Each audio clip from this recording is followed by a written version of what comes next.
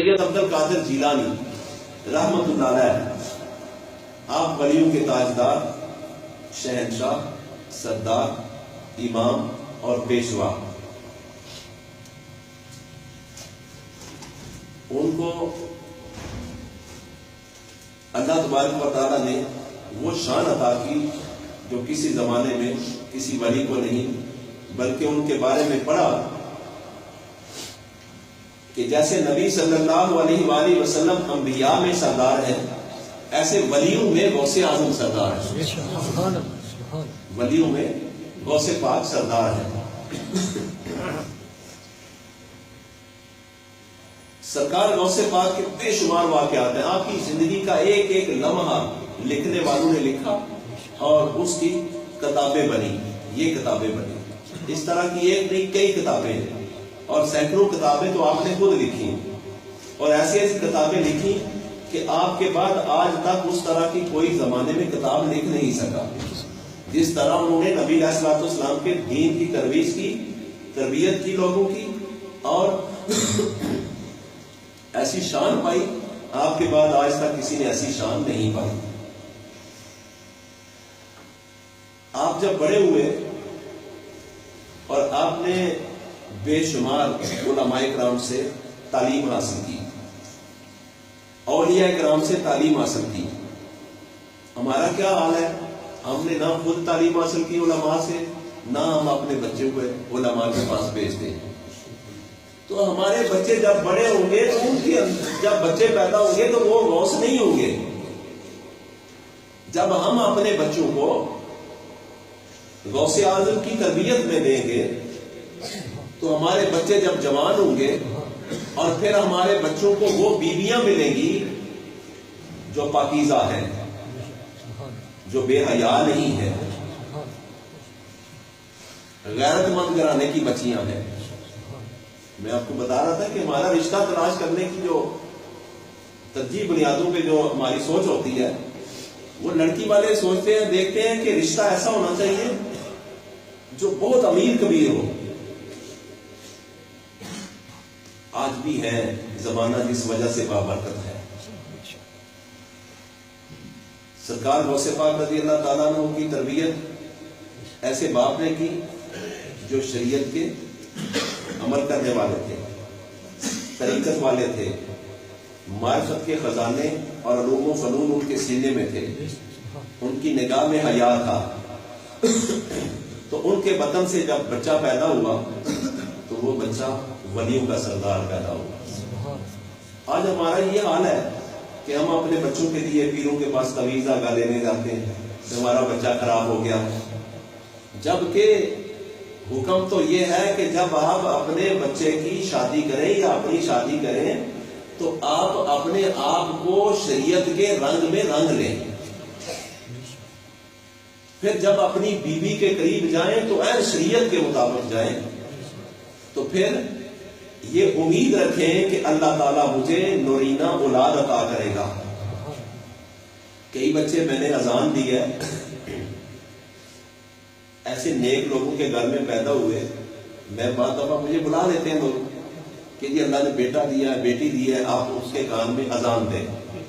تو کئی دفعہ مجھے وہ بچے یاد ہیں، آج وہ بڑے ہوئے ہیں، میں نے دیکھے کہ میں نے جب ان کے کان میں آقا صلی اللہ علیہ وسلم کے درود و سلام پڑھا تو وہ مسکرا اٹھے، اور جب اذان دی تو ان کی نظریں اور کان محتاط ہو گئے،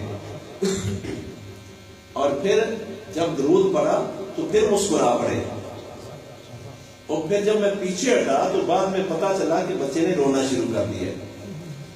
تو ایسے بھی بچے ہیں جو پاک روح سے، پاک جسموں سے پیدا ہوتے ہیں، اور وہ اللہ تعالیٰ کے منظور نظر ہوتے ہیں۔ جب وہ بڑے بھی ہوتے ہیں تو وہ غلط کام کو غلط کام کہتے ہیں، اچھے کام کو اچھا کام کہتے ہیں۔ مجھے کسی نے ایک کلپ بھیجا کہ ایک آدمی اس کو قرآن پاک کی کتاب ہے اور ایک طرف اسی طرح کی ایک کاپی ہے، اس کو خالی کاپی ساتھی پکڑاتے ہیں تو وہ ایسے کر کے پیچھے کر دیتا ہے، اور جب اس کے قریب قرآن کرتے ہیں اور وہ قرآن ایسے نہیں پکڑتا بلکہ دونوں ہاتھ سے اسے لینے کی کوشش کرتے ہیں. پتہ چلا کہ وہ بچہ پاک جسموں سے پیدا ہوا ہے. نبی صلی اللہ علیہ وآلہ وسلم نے ارشاد فرمایا جب تم اولاد کی طلب کے لیے آپس میں ایک دوسرے کے قریب جاؤ تو اوپر چادر اوڑھ لو اور روشنی نہ کرو. کہیں تمہارا بچہ اور بچی ڈر ہے کہ کہیں اندھا پیدا نہ ہو. کہیں لوگ اولاد اندھی پیدا ہوتی ہے اور یہ تو ان کے والدین کی غلطی ہوتی ہے کہ وہ ایسے طریقے سے اولاد اللہ سے طلب کرتے ہیں جو شریعت مصطفیٰ علیہ السلام کے خلاف طریقہ ہوتا. اور پھر فرمایا کہ شرمگاہوں پہ نظر نہ ڈالو کہیں تمہاری ڈر ہے کہ اولاد اندھی نہ پیدا ہو. گفتگو نہ کرو کہیں تمہاری اولاد کی زبان گونگی نہ ہو. اور اس وقت گانے باجے نہ سنو کہیں تمہاری اولاد سننے سے آری نہ ہو. اہل سنت پڑھ کے سیکھ کے اس کے مطابق زندگی گزارو تو پھر امید رکھو کہ یا اللہ جو تو ہمیں اولاد عطا کرے گا وہ اولاد ایسی ہوگی. یحییٰ علیہ السلام بھی تو اولاد ہی پیدا ہوئے تھے. اللہ نے بشارت دی کہ اے زکریا وہ بچہ تجھے میں ایسا دے رہا ہوں جو میری محبت میں ہوگا. اور جب پیدا ہوئے 4 سال کی عمر تھی تو اللہ کی محبت میں اس طرح روتے تھے کہ اس طرح کوئی بڑا عابد ظاہر نہیں ہوتا. اللہ کی محبت میں, اللہ کی خشیت میں, اللہ کے خوف سے اس طرح روتے تھے. تو سرکار غوث پاک رضی اللہ تعالیٰ عنہ کی بات ہو رہی ہے. آپ جب بچپن میں تھے باہر نکلتے تھے تو آپ بچوں کے ساتھ اس طرح کھیلا نہیں کرتے تھے بلکہ ہر وقت اللہ کا ذکر کیا کرتے تھے. کیوں؟ جب ماں کی گود میں ماں کا دودھ پیتے تھے تو ماں ہر وقت لوری دیا کرتی تھی اسبی ربی جل اللہ معافی قلبی غیر اللہ نور محمد صلی اللہ لا الہ الا اللہ. سورۃ فاتحہ پڑھا کرتی تھی, سورۃ بقرہ پڑھا کرتی تھی اور قرآن کی تلاوت کیا کرتی تھی. وہ بچی وہ تھی جس نے قدم باہر دروازے سے نہیں رکھا, کسی غیر محرم کا چہرہ نہیں دیکھا, کسی کو ہاتھ سے چھوا نہیں ہے, کسی غیر کی کان میں آواز نہیں پڑی. ایسی عورت کے بیٹے تھے اور وہ چکی چلایا کرتی تھی رات کو اور پورا قرآن ختم کیا کرتی تھی.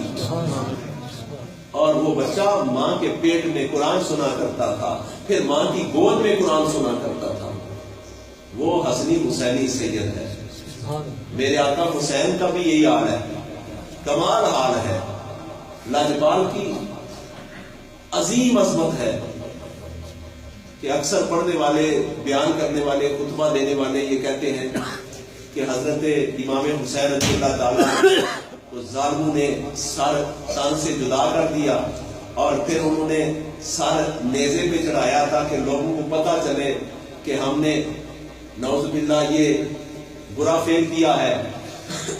تو ایک حیرانگی والی چیز دیکھ کے عاشق حیران تھے کہ ان کے زبان سے سر تن سے جدا ہونے کے بعد بھی تلاوت قرآن جاری تھی. وہ کس وجہ سے تھی کہ جب اماں فاطمہ تو زہرا رضی اللہ تعالیٰ عنہ کے بطن میں تھے تو وہ قرآن پڑھا کرتی تھی, جب گود میں آئے تو قرآن پڑھا کرتی تھی, جب نانا کے پاس جاتے تو قرآن سنا کرتے تھے, جب صحابہ سے کھیلتے تو قرآن سنا کرتے تھے, جب مسجد میں آتے تو قرآن سنا کرتے تھے, جب مولا کائنات کی مولا علی کی گود میں آتے تو قرآن سنا کرتے تھے, جب جوان ہوئے تو قرآن پڑھایا کرتے تھے, اور جب شہادت میں گئے تو اس وقت بھی حالت قرآن میں تھے. تو جب سر تن سے جدا ہو جائے تو زبان اتنی آتی تھی قرآن کی کہ وہ سر تن سے جدا ہو کے بھی قرآن کی آدھی قرآن پڑھ رہی تھی. اس لیے کہتے ہیں کہ اپنی اولاد کو ایسے ماحول میں ڈال دو جو ماحول بابرکت ہو, نیک ہو, اور پاکیزہ ہو, اور باشرہ ہو. آپ دیکھ لیں جس محلے میں مسجد بدعقیدہ لوگوں کی ہے, بچے ادھر جاتے ہیں تو وہ بدعقیدہ ہو جاتے ہیں. ان کو چونکہ تعلیم ہی ایسی ملتی ہے, اور کوئی ایسا محلہ بھی ہو جو غوث اعظم کا محلہ ہو، اس محلے میں 313 سے زیادہ ولی اللہ تھے. کیوں؟ جتنے بچے آتے تھے میرے آقا غوث کے پاس، سب کے اوپر قادری نگاہ ہوتی تھی، عبد القادر کی نگاہ ہوتی تھی. وہ قادر ہے اس کی نگاہ ہوتی تھی.